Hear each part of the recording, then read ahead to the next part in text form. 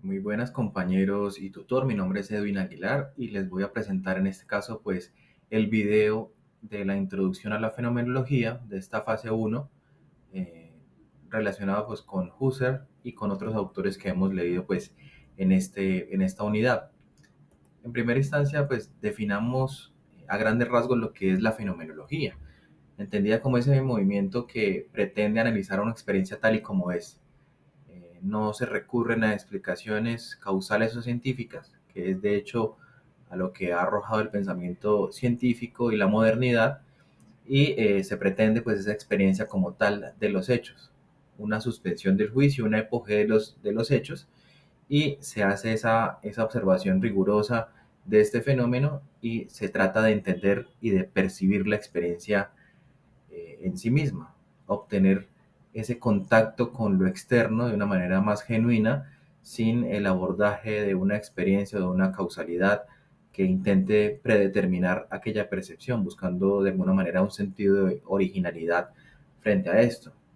Ella fue pues teorizada por Husserl a inicios del siglo XX y lo indica Patočka en su texto del 2005, que tiene una particularidad, y es que pretende aplicar de manera radical en la filosofía este principio de la experiencia. Si uno se pone a pensar un poco en el concepto de la fenomenología como esa experiencia pura, si puede llamarse de esa forma, pues es retornar nuevamente como ese sentido o esa experiencia de principiante y esa experiencia del asombro que dio de alguna manera origen a la filosofía, a la experiencia pura. Entonces creo que se abre un campo en la fenomenología y es una respuesta pues a ese espíritu moderno y cientificista que pretendía de alguna manera generar simplemente hechos y respuestas, como lo vamos a ver a continuación. En ese sentido, como lo indiqué antes, la fenomenología surge después de una modernidad consolidada que pretendía, con ese espíritu científico y ese positivismo tan marcado en ciencias sociales y por consiguiente en filosofía, que solamente buscaba hechos, solamente pretendía alguna manera de utilidad práctica frente a la experiencia que respondiera a ciertos intereses, pero que fueran prácticos y útiles, y deja de lado pues a la filosofía del campo de la trascendencia. Quizás arrojarse en grandes preguntas ya no era útil para la ciencia y para la modernidad, entonces la fenomenología nuevamente viene y rescata ese espíritu de la experiencia primera, ¿no? El ser humano se alejó de esas cuestiones sobre la existencia en la época moderna y se logró en ese caso en la modernidad consolidar un modo objetizante del saber. Esto lo afirma el mismo Husserl en su texto pues editado en el año 2008. ¿Qué pasa para que se dé ese aspecto cientificista de la modernidad? Pues que hay una desconfianza en la filosofía universal y con cosas como la metafísica, eh, junto con un mundo en el que se otorgaba exactitud, desarrollo científico, datos, y donde se primó el hecho, se perdió esa unidad de los conceptos de la filosofía. Y esto añadido a que las disputas históricas entre los filósofos eran pan de cada día, entonces no lograban sentar sobre unas bases el conocimiento de la filosofía, era simplemente un relato, y la construcción del saber se entretejió pues como ese relato de disputas entre unas posturas con otras, en una sociedad que buscaba un desarrollo, muy entre comillas, que pretendía hechos tangibles de la realidad y del progreso humano. Entonces, eh, ¿qué pretende la fenomenología? Esa reducción que deja atrás el pensamiento natural y busca el terreno del ser puro de la conciencia. Entonces es como ese acto de la conciencia sobre los objetos y sobre lo exterior de la manera más pura y auténtica, eh, y ese abordaje de la realidad de una manera, de una interpretación que esté alejada de toda utilidad y que se dé por sí misma, ¿no? Como el conocimiento filosófico que se da porque sí, sin buscar alguna utilidad en el final.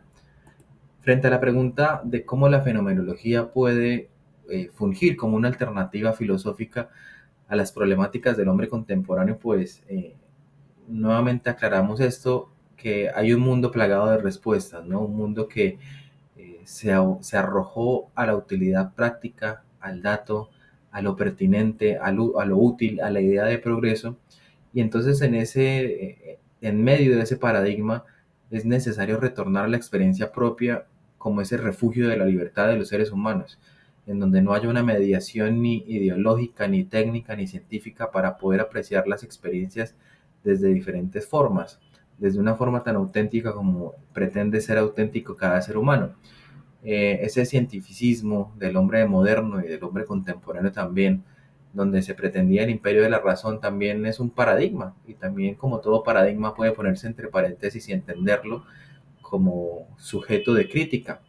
Ese paradigma dejó de lado la experiencia y las particularidades del ser humano con el mundo y empezó a editar la forma, o como una forma, como una regla o un paradigma frente a cómo debía entender el ser humano su realidad.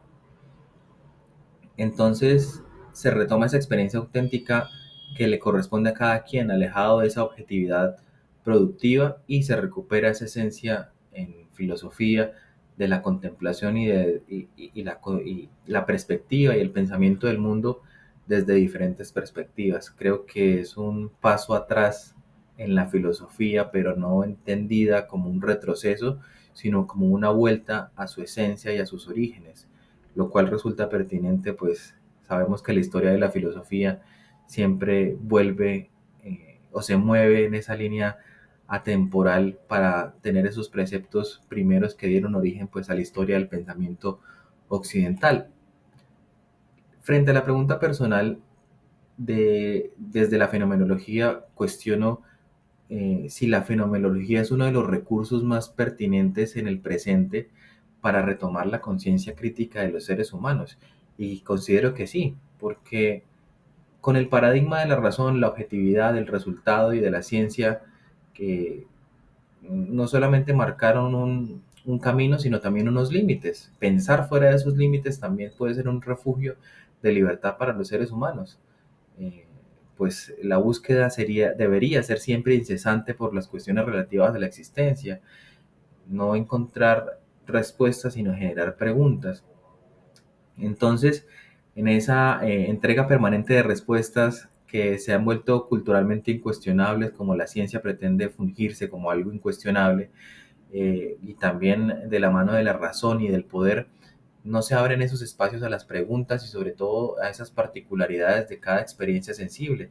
Entonces, hacer fenomenología hoy es esa percepción auténtica de la naturaleza, sobre todo en un mundo signado por lo digital y por la mediación de lo digital frente a la naturaleza de las cosas. Entonces, tenemos un montón de algoritmos que domestican y que eh, hacen que el pensamiento sea una conciencia colectiva. La fenomenología puede irrumpir en esos espacios y volver a la experiencia de lo sensible y asimismo construir nuevos paradigmas e ideas sobre el mundo que pueden contribuir a una sociedad distinta, claramente. Entonces, finalmente nos remitimos pues al video de la profesora Alba Jiménez, muy instructivo respecto al tema del olfato. Y nos hacemos la pregunta de qué manera la fenomenología contribuye en la educación de los sentidos, teniendo en cuenta la apreciación del arte. Aquí cabe resaltar cómo se empezaron a jerarquizar los sentidos en los inicios incluso del pensamiento humano. No solamente tiene que ver con una cuestión moderna. Eh, se, la fenomenología cuestiona esa jerarquía tradicional, porque se dio privilegio a sentidos, entre comillas, más vitales y de experiencia más directa con el entorno, como eran la vista eh, y el oído, por ejemplo, ¿no? Supuestamente con cuestiones más vitales, dejando de lado el tacto, el olfato, al parecer sentidos mucho más primitivos. Eh, entonces la fenomenología no ve los sentidos como unos mecanismos biológicos de absorción de información del exterior, sino que entiende cómo en el arte se pueden valorar y cómo se configuran en conjunto con todos los sentidos para una experiencia estética distinta. Aportan a un significado real del arte. Se encuentran no solamente en una pintura una visión, sino unas texturas y también quizás unos olores de las pinturas, hace que la experiencia del arte pueda ser mucho más significativa, pensada desde una perspectiva distinta y casi que irrumpiendo sobre también el paradigma del arte. Entonces, también se resalta cómo el olfato tiene esa conexión con la memoria, cómo se puede generar esa remembranza o ese recuerdo del arte a través del olfato. Si es un sentido tan presente en lo instantáneo de hacernos recordar experiencias. Retomar ese sentido es también poder recordar el arte y la experiencia estética y artística de una manera mucho más vívida que con la visión. Entonces, el arte no es solamente esa contemplación racional de los sentidos en la que obtengo una información, sino que involucra al cuerpo, involucra al tacto, a todos los sentidos y a la subjetividad misma de cada individuo. Se integra no solamente entonces esa parte sensible e inteligible en esa experiencia única y plena del arte.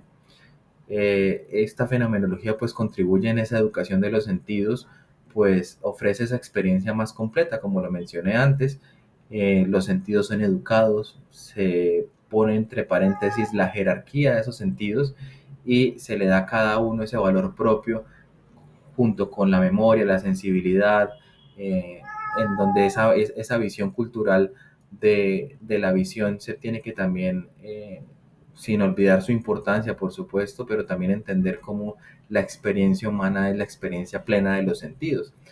Así se abre pues esa posibilidad de educar la sensibilidad artística, no solamente con la visión, sino con el olor, las texturas, los sonidos, como esa parte de percepción del arte, por consiguiente de percepción de la vida y de contemplación del sentido sobre la existencia misma del ser humano en el mundo, lo cual no es poca cosa. Les agradezco entonces la atención. Estas son las referencias del texto de Husserl, el de César Lambert y el de Patochka, que me parece un texto interesante de introducción a la fenomenología. Muchísimas gracias por la atención y les deseo una feliz tarde. Hasta luego.